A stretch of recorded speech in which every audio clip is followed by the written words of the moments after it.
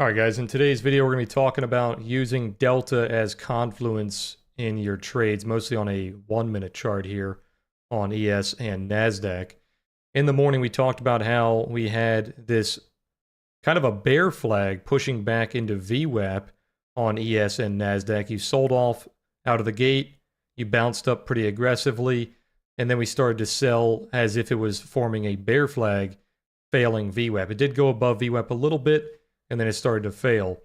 But if we look at Delta, this price action was very quick as it was happening. It started to sell pretty rapidly, but Delta was basically not budging at all. There was basically no bearish Delta on that sell-off whatsoever. Same thing on NASDAQ here.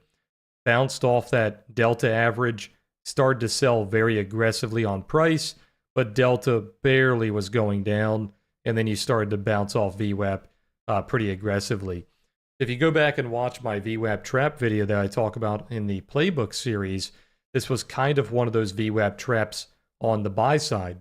We started to push below VWAP, but we did not have that bearish delta to maintain below VWAP, and then we had that push up, and then we had that weakness on the sell side. So you had two examples here where the delta was kind of confirming that it wanted to go higher.